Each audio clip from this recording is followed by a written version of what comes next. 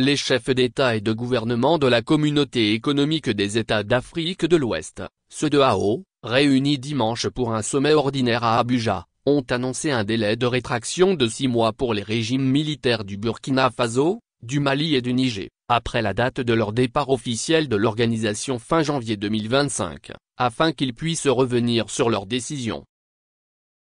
L'organisation ouest-africaine a décidé de mettre en place une période de transition qui durera jusqu'au 29 juillet 2025, afin de maintenir les portes de la CEDEAO ouvertes aux 3 pays pendant cette période, a déclaré Omar Touré, président de la commission de la CEDEAO. Selon le règlement, les 3 pays cesseront officiellement d'être membres de la CEDEAO à partir du 29 janvier 2025, a précisé M. Touré. 2 jours seulement avant le sommet, les régimes militaires du Burkina Faso, du Mali et du Niger, dont les représentants étaient absents lors du sommet dimanche, ont réaffirmé leur décision irréversible de quitter la CEDEAO, affirmant que cette organisation est instrumentalisée par la France. Le départ de ces 3 pays, qui forment l'Alliance des États du Sahel, pourrait avoir des implications économiques et politiques importantes avec notamment la question de la libre circulation des personnes et des biens dans la région, où les groupes djihadistes gagnent du terrain.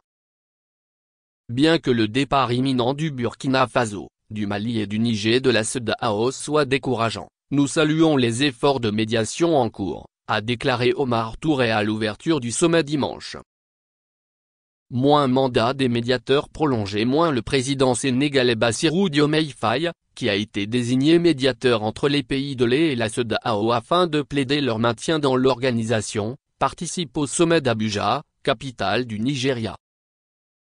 Le président Faye avait affirmé la semaine dernière qu'il faisait des progrès dans les négociations avec les 3 pays, estimant qu'il n'y avait aucune raison pour qu'ils ne maintiennent pas leurs relations avec la CEDEAO, en particulier compte tenu de la situation sécuritaire.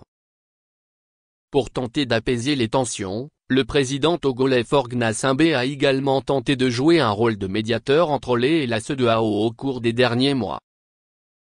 La CEDEAO prolonge le mandat des présidents du Sénégal et du Togo pour poursuivre leur rôle de médiation jusqu'à la fin de la période de transition afin de ramener les 3 pays membres au sein de la CEDEAO, a également annoncé M.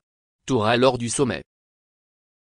La rupture entre l'Est et la CEDEAO s'est faite après le coup d'État au Niger, en juillet 2023, le 6e dans la région en 3 ans, 2 au Mali, 2 au Burkina et 1 en Guinée. L'organisation ouest-africaine avait menacé d'intervenir militairement et imposé de lourdes sanctions économiques à Niamey, levées depuis. Fin août, le chef d'état-major de l'armée du Nigeria, le général Christophe Musa, a rencontré son homologue nigérien, le général Moussa Salahou Barmou, pour renforcer la coopération en matière de sécurité, notamment la communication entre les 2 armées et la participation à une force commune le long de leur zone frontalière. Depuis un coup d'État en 2021, la Guinée, membre de la CEDEAO, est également dirigée par un chef militaire, le général Mamadi Doumbouya, qui a depuis été investi président. Sous la pression de la CEDEAO, les autorités militaires guinéennes avaient accepté d'organiser des élections d'ici fin 2024. Cependant, ils ont admis depuis qu'ils ne tiendraient pas cet engagement.